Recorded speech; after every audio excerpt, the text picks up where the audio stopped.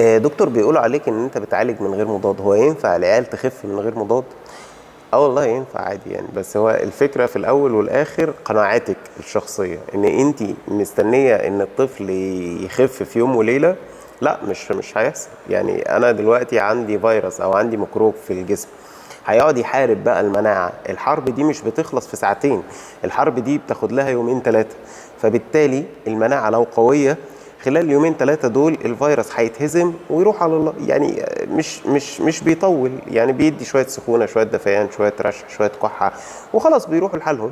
ولكن أنا لو مناعتي ضعيفة، أنا بخلي الفيروس ده يطول بقى في جسمي فترة أطول. ولو بدي مضادات حيوية كتير، أنا كده بضعف المناعة أكتر، وبالتالي بخلي الفيروس ده ينشط أكتر.